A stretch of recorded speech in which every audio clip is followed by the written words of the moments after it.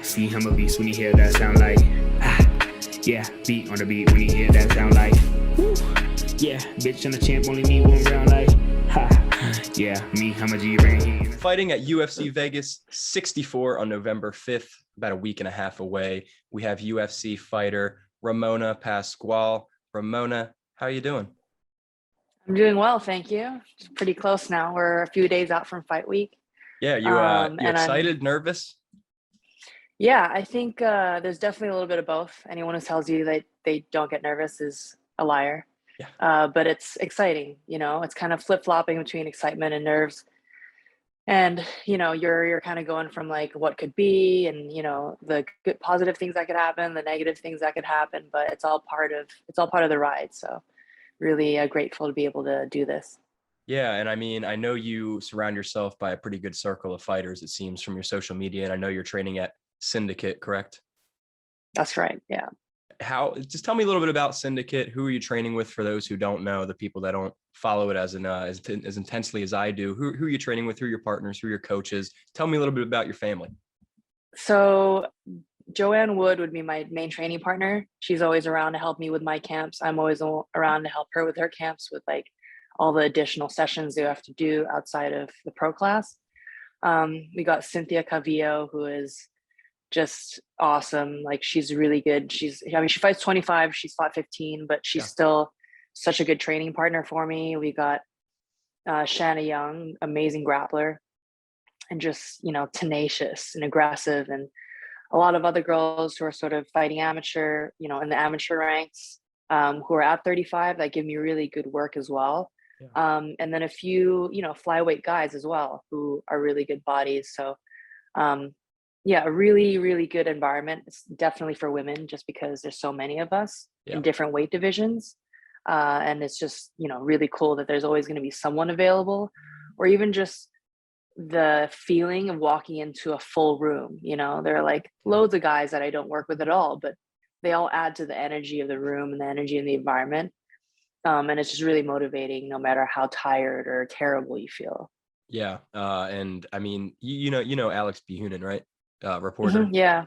Yeah. I see him in there all the time, and I see his behind the scenes photos, and looks like a great environment. Now I do have to ask you, feel free to tell me to buzz off, because it's not really either of our business, but if Joanna Wood's coming back anytime soon, maybe? Is she talking about that? Yeah, she was going to take the rest of this year off. Okay. And then she's coming back 2023. Yeah, I mean, she's still training. She's still in there training. She goes to S&C 2-3 times a week. She's on top of all that. So it's this is definitely a lifestyle that she's just living, regardless of whether she's in camp or not. And I think she just needed to take a bit of time to she'd gone back-to-back camps. And she just kind of decided with our manager that she was going to take this time off and just sort of recalibrate. But yeah, I mean, she's in there grinding with all of us, every day. So I would expect that she's going to come back next year and she's going to be better than ever. Great news, because we love Joanna Wood. So excited for that one. Let's talk about your fight now coming up. You're dropping down to Bantamweight for this one, right? First time since 2019, I believe. Correct. Yes. How's that treating you so far? I don't know if you started water loading or anything yet, but yeah, no, water load starts this weekend, but it's we're kind of on the same trajectory as I was like the last time I made the cut. So not overly concerned. But it'll be interesting to see how I feel, because that last fight in 2019 didn't last very long. So I don't really know how it's going to feel going, possible 15 minutes at 35. Because the time before that I fought at 35 was like 2 rounds in Korea, because women only fight 2 rounds in Korea for some reason. Oh, wow. Interesting. Yeah. So it went 10 minutes. So yeah, it's kind of like new thing. Also, after years have gone by, your body feels a little bit different. Some things have changed. But I'm excited because I feel pretty good. I mean, last time I was actually supposed to fight 35, and then we changed it, 3 weeks out. Mm-hmm. And I feel better this camp than I did then, and so that's the kind of benefit as well with like staying active and fighting frequently. This will be my 4th fight this year, or in 9 months. So it's good. It's like fresh in my mind how that felt. And it's like, what adjustments I can make. So Sure. it's exciting. 35 is a deeper division. That was this Yes. division that I signed on to fight anyway, from the very beginning. And the UFC doesn't really have any desire, from what I'm gathering, to be building a 45 division for women. So yeah, I'm excited to, officially get in the mix. That's kind of what I was going to ask. Was this more so your decision or UFC kind of pushing you to move down? Because you're right, they really don't have a women's featherweight presence at all right now for whatever reason. Yeah, they definitely made it very clear that they wanted 35 fighters, and they want to, deepen the division, because 35 division was at a certain place a few years ago, and it was a really big deal. And I think there's an argument for the fact that it's not as competitive now. So I can kind of understand them wanting to invest in the division, because if Sure. they open at 45, I would expect, and this is just my assumption on things, that a lot of girls at 35 would move up to 45. So you'd be thinning out Probably. two divisions. Um, so yeah, maybe that's why they do it. So I don't fully know. I would guess that way, but I know that they're really trying to push people to 35. And I'm kind of an in-betweener. Like, my body, it's people's body types don't just vary by 10 pounds. Right. So if I was like, if there was a 40 division, that would be so great for me, but That it would doesn't be exist. catch So weight 40 would be perfect. exactly. So I'm sort of like a little small for 45 and like big for 35. So, Sure. it's 35. I can make it. It is a tough cut, but it's not one that, like, it's not going to kill me. Okay. Well, that's good to hear, because yeah, I think a lot of athletes are in the same position as you are in the 135 pound division, because not like Aspen Ladd's just coming to my mind as someone who just Yeah. recently dealt with all this, because yeah, it's weird to me. I feel like Dana and Mick and the matchmakers promoters really should be pushing for featherweight too. Or maybe just combining them and doing a 140 pound, but that's besides the point. I'm glad to hear the weight is on point for you. hmm What are your thoughts on your opponent? I'm going to butcher her name, but Tamiris Vidal. Have you been watching any tape on her at all? Yeah, I have. She seems to have kind of a Muay Thai style, but also, as a Jiu-Jitsu brown belt. Yeah. I don't know too much about her wrestling. I haven't really seen too much of it, but of course she's aggressive. She's going to come out strong, and she's really tough. So it'll be a good one. You think you match up pretty good stylistically against her? I think so. Yeah, I think so. Like, I'll definitely be the bigger one in there. Um, she's strong for her size. She's definitely strong. She can throw, big haymakers. Yeah.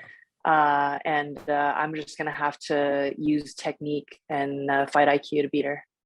I mean, you're strong too. 5 of your 6 wins are by finish. Are we going to see?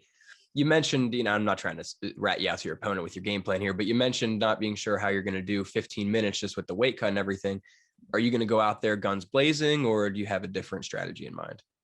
No, I mean, you're always going to prepare for 15 minutes. Like, you always have to. Everything that I do is to peak, to be able to perform at my highest for 15 minutes.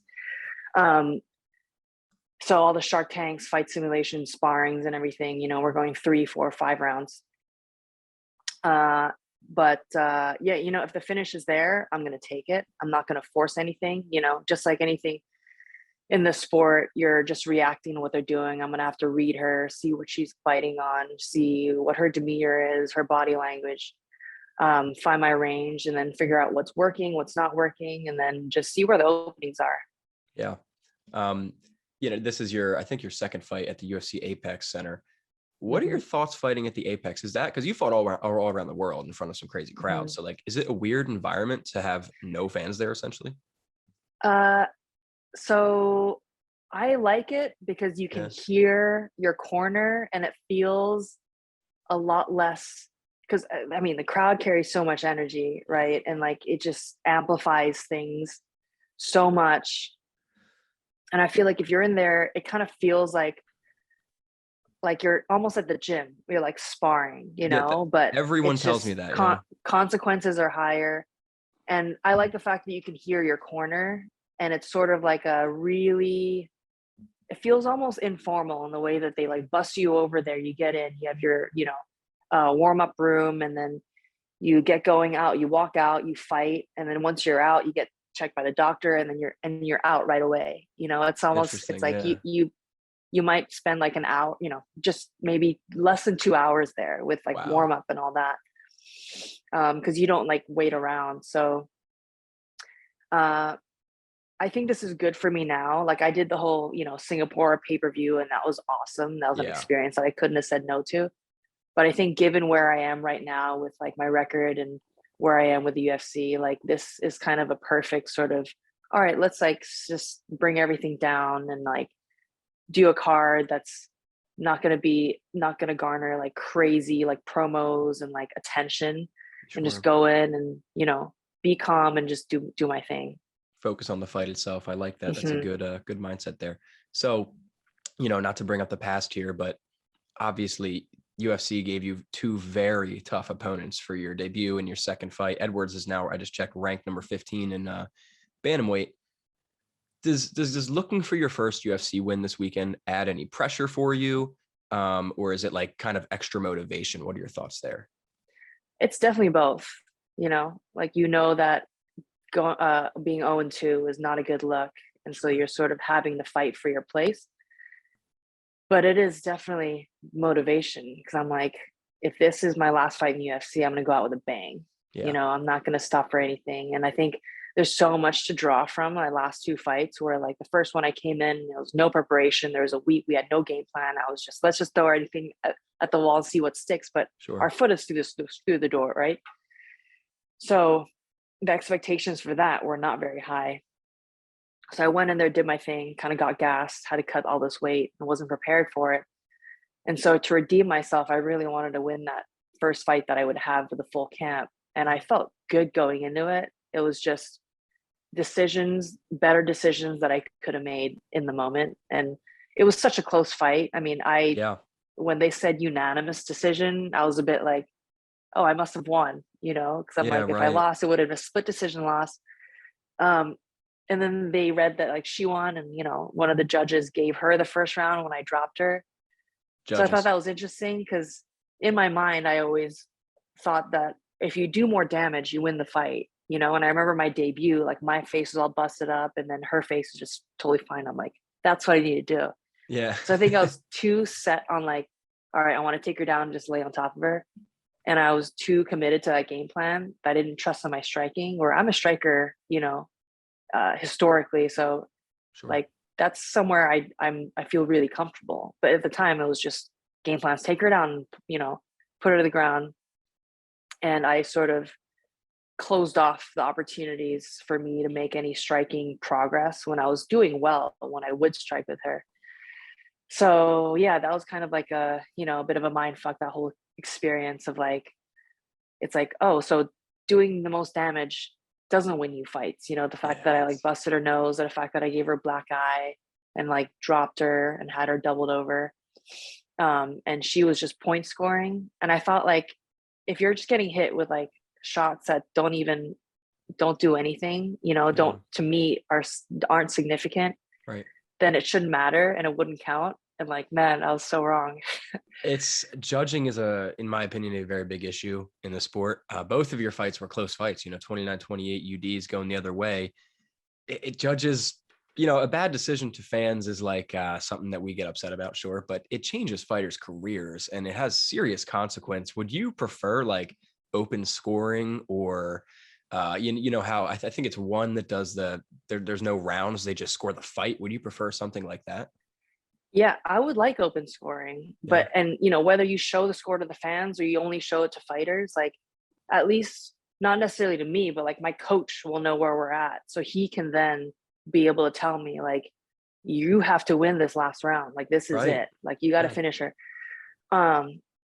But we weren't sure. We were like, yeah, we might have gotten the first or second round, maybe not. Like we thought for sure we had the first one in the bag, but apparently not to like one of the judges there. Yeah.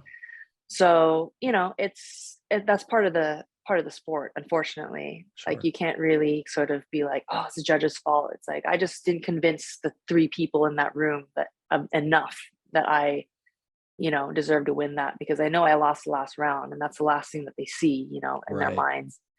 And they look at these significant strikes and they're like, oh my gosh, like a Yeah. featherweight record. But for me, I was kind of like, oh, she can keep going because it doesn't hurt.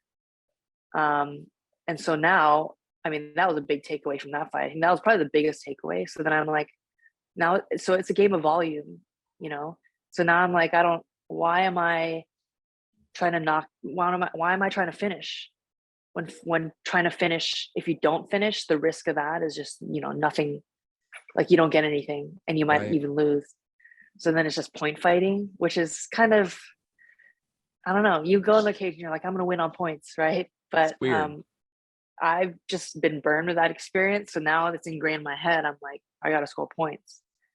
Well, I mean, and I don't know. Did you watch UFC 280 last weekend? Oh, yeah.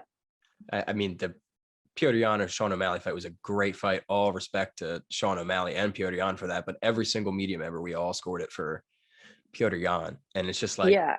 those three judges did not. And it's everybody else seemed to have. So Yeah, it was interesting that a lot of people were saying, oh, it's 2-1. Like when I watched it the second time, I thought it was 3-1. I thought the last one was close. yeah. But if you take somebody down and you keep them there, there's no benefit to the person with their back on the ground to stay there. So if they're Unless not if getting they're up, like, yeah, but sure, yeah. So if they're not getting up, they're losing. They're losing until the time their butt touches the ground. They're losing that whole period of time, like yeah. completely being controlled, right? Mm-hmm. So that for me is like that counts for a lot because it's hard to keep someone down. But yeah, just wasn't the way they saw it. Yeah. So I don't know. Don't leave it to the judges. They're just gonna make you cry. It's a Yeah, good quote I like. exactly. So my last question before we talk a little bit more about some other stuff is, if you don't mind me asking, is this the last fight on your UFC contract? I have a 4 fight, so there's this and then another one. Yeah. Okay. I was just wondering. A lot of people don't like to give me that answer, so thank you. Appreciate Oh, that. okay. So we were just talking UFC 280. Did you watch any other fights on it? I mean, I don't know if you watched the whole card or not, but did Islam impress you? What were your thoughts of the card? Yeah, I did watch that. It was good. I mean, all the fights I thought were really good. It was a shame Dillashaw was injured going into it, so that Yeah. would have been such a good fight had he not been. Yeah, I mean, Islam did awesome. Charles has a tendency to get dropped Mhm. pretty early in fights, but his advantage is he's really good on the ground. He is dangerous on his back. So I think, he kind of, not that he allows it, but it's not like a terrible thing for him to get dropped, someone to rush him and then he can kind of sink into submission. But yeah, Islam was obviously very prepared and, did what he needed to do, found that arm triangle and just went for it. And that was, yeah, just the confidence that he had too going into it. Yeah, I mean, he impressed me. I thought Charles was going to win that fight, so he proved me wrong. And I love the Hasbullah in the corner. He cracks me up. Do you like that, or That do you think guy. that's annoying as hell? He's interesting, like you where's the line between like, you know, people are laughing at him or with him, Yeah, or like it's kind of a little bit like demeaning. Like I kind of feel bad, but at the same time he's like owning it. So I do find it funny. Um he's yeah, he's an interesting character for sure. character is a good word. Similarly to Hasbullah, there's another character event happening this weekend where Jake Paul boxes Anderson Silva. What do you think of that circus show? I mean, Jake Paul has done very well for himself. Yeah. I think Anderson is an incredible striker. I don't think, I mean, Tyron Woodley losing to him twice was a huge Oh, shocker. It was because you thought like, oh, Askren, he's not a striker, so that right. was like likely to go south. So yeah, I don't know. You have Jake Paul. He's young. He's got power. He's athletic. He can take shots. Anderson Silva, older, but he's lightning fast. He's got really good distance management.